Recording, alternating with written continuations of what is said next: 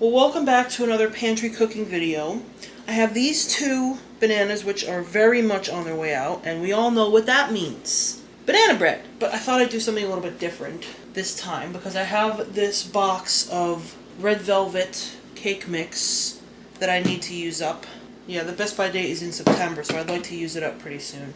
I also have this thing of plant-based cream cheese that is pretty close to expired, so I'd also like to use this up. I could use this as like a drizzle on top.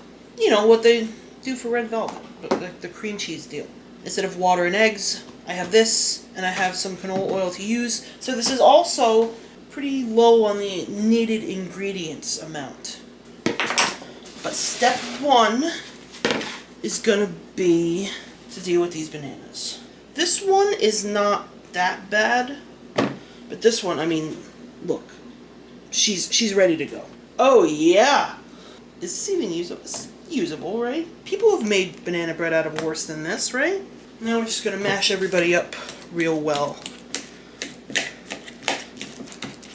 What do we need here? I'm following the directions on this box. It says a half a cup of vegetable oil. I'm gonna do 2/3 because I want to make sure there's enough liquid in this recipe.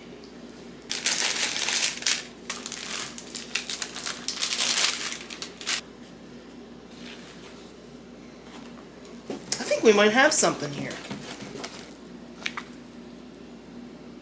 Put some parchment paper here just to make things less annoying. And then I find that these parts of the parchment paper isn't touching. Just a little spray of oil spray will do you fine. Please don't fall in. Very striking red. It's going to be probably really good. And we'll just pretend I had the oven preheating the whole time. It was supposed to go at 350. And I'm just going to bake this baby for, let's see here, 40 minutes. And I'll check it with a cake tester at 35. Meanwhile, we've got this cream cheese from Grocery Outlet. Blop. And I'm actually going to heat this in the microwave for like 20-30 seconds so that it's easier to whisk. It's a little easier to whisk. Just going to add a little splash of this oat milk. Maybe, you know what, I'm also going to add a little powdered sugar. Maybe a 1/4 cup powdered sugar here? Or whatever that was. Maybe half of a cup powdered sugar. Shit's good. Right.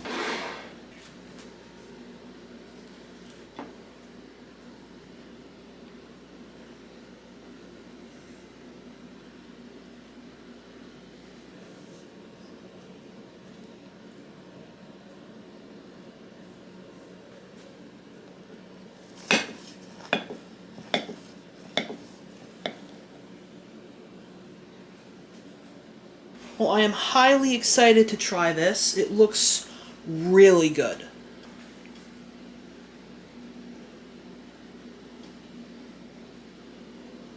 Oh, wow. Okay. That's amazing. It's sweet. The cake is a very nice texture. There's a little, I don't want to say crunch, but there's a little on the outside, like you get that, you know the texture from the corner piece of a brownie? It's sort of like that. You get a little bit of a tang from the vegan cream cheese. And there are definitely notes of banana in here. I would definitely recommend you make this. This is phenomenal. And what? We didn't even need eggs. We used the banana in place of the eggs. And just some oil and the box mix. Wow, wow, wow. So the next thing I'm going to make is with these potatoes, because as you can see, they already have a few eyes on them. I got them like maybe a week ago at this produce place, the local produce place. This was $1.99 for this bag of potatoes. I think it's like 5 pounds. Yeah, it's a 5-pound bag, $1.99. Excellent, excellent price. But I need to use them up before they turn into garbage. So I'm going to wash these and peel them. And then I'll come back. I'm just going to take these babies and cube them just like that. Add our potatoes to this water. I'm going to boil them for like 30 minutes until they're fork tender.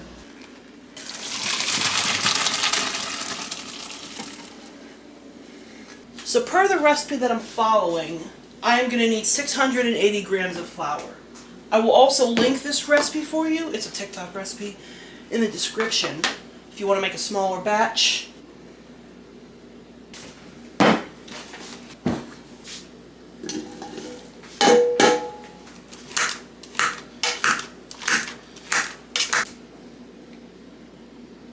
Since I can't be bothered to knead this by hand, I'm just going to put everything into my stand mixer.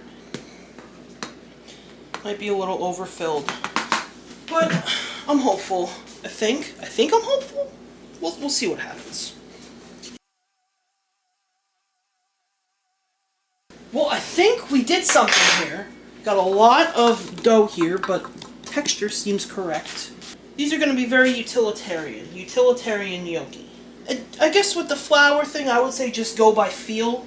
If it feels too sticky, add some more flour.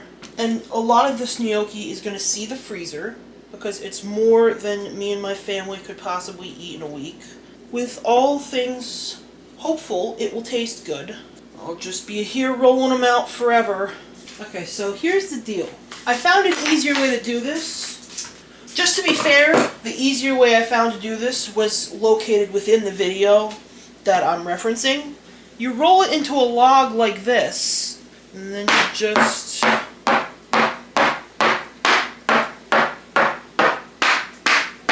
much easier than doing it one at a time, rolling them out. Here's what they look like. I think they look pretty great. I'm gonna go boil some of these now.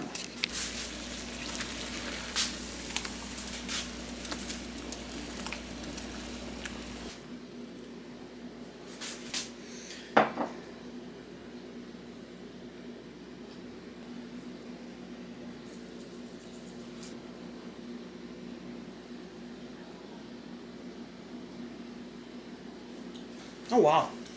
It's very pillowy, it's very soft. You get a nice marinara sauce on this. It really adds to it. Very chewy and pillowy. So I loved that.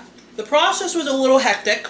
I have probably hundreds of gnocchi noodles in my freezer now that I can eat and access whenever I want. And I have 5 pounds of potatoes that didn't go bad. So the way I see it, once I clean up my kitchen, because it looks like a bomb went off in here, we'll be good. We're in good shape and I have no complaints. They're so soft. So soft and chewy. Now the last thing I want to show you is how to make some great lentil fritters. Sort of like in the family of a chicken nugget, but not really. I'm hoping to air fry them and make them nice and crispy and just season them really well. But I have this leftover bag of lentils from another recipe I made. It was this lentil French onion soup. It was delicious. It's on my website. I'll be sure to link it for you in the description. But I have a couple lentils left. So, I'm going to add these here. You know what I forgot to do? I forgot to rinse them and look through them. So let me go do that really quick. Just as a precautionary measure, I'm going to add 3 cups of water. This is hot water. For some extra flavor, I'm going to use this Better Than Bouillon. I could not more highly recommend this. I use it all the time in a variety of different things. It's just really hard to get open. I'm going to do 1, 2, 3. Like a teaspoon of this stuff for every cup of water we use. Going to bring this to a boil, reduce it to a simmer, cover it, and let it simmer for about half an hour until the lentils are nice and soft. Our lentils are boiled and cooled. They smell really good. I kind of wanted to mash these a little bit, but I'm not sure if I'm going to have to. They look pretty soupy as they are. I'm going to have to strain these a little bit because I want as little liquid in them as possible before I go to add flour, you know what I'm saying? So I'm going to strain these. I'll be right back. So we were able to get a good amount of liquid off of these. Let's call it 2 cups of flour. Some seasoned salt. This is left over from a post that I made.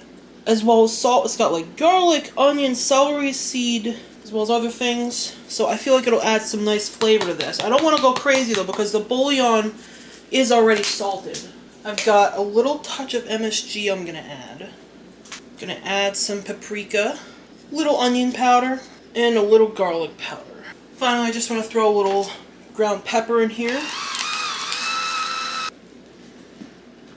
Well, you know what? I'll use up some breadcrumbs too. I think we're going to make it 2.5 cups of flour though, just to be on the safe side. It's a little wet, but I don't want to add any more flour. But it's alright because I have ideas about that. I don't know why I have 2 things of panko open, but I do. Here's what we're going to do here. Panko here.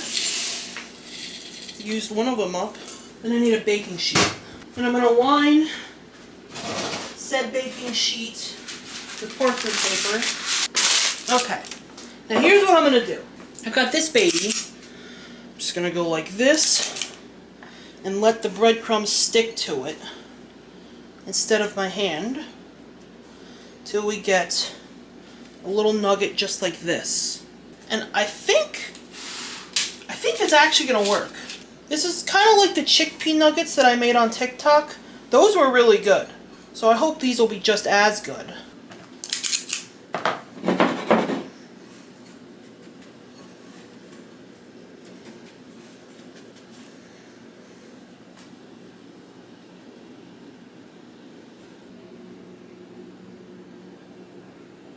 So the oven is preheating to 375. I'm going to spray these with a little bit of oil. And now I want to bake these for, I'm going to say maybe 30 minutes, flipping them halfway through at 375 degrees Fahrenheit. And then I'll show you what they look like. I see no reason why they wouldn't be a success, because I've done this with chickpeas before. It works the same way. But we'll see. So I have some ranch to go with my nuggets. This is my favorite brand of vegan ranch. I go through gallons of it. Love this stuff. Gonna grab, I have some buffalo sauce here too. Vegan buffalo sauce. Nuggets. First I want to show you one.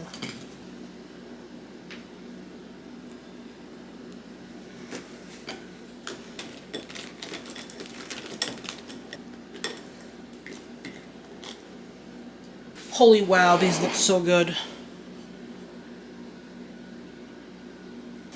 Grab one.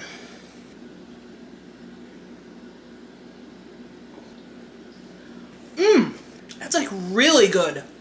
The texture on these is absolutely on point.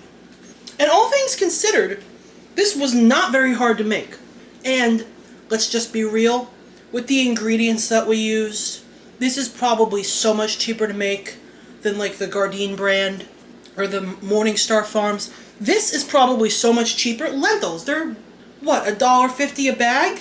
And we only used a cup. And we got almost 30 nuggets out of this. So maybe 3 bags worth of the Gardein or the Morningstar Farms. I will take it. I will take it.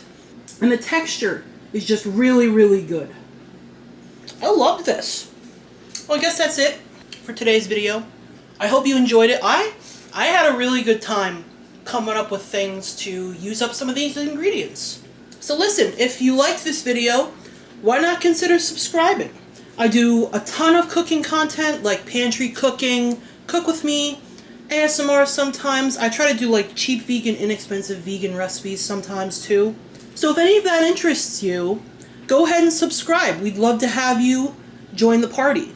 If you like this video, give it a like. It helps me, helps the channel. No pressure, but it does help me out a little bit. Helps boost my video, rather. And I will see you in the next video. I will keep this fresh content coming right to your door. And I hope you have a beautiful day.